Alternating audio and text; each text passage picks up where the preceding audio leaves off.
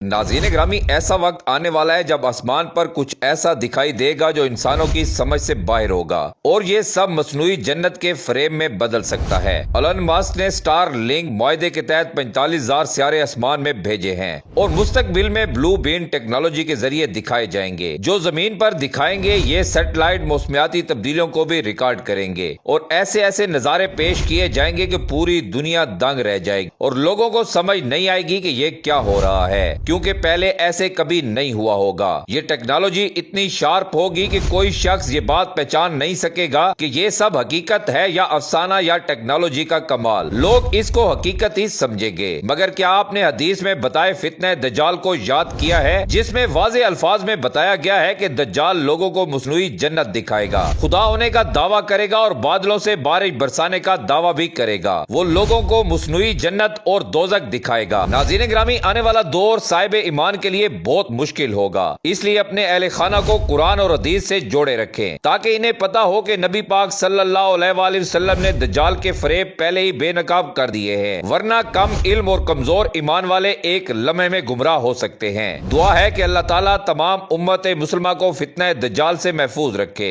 आमीन सुम आमीन।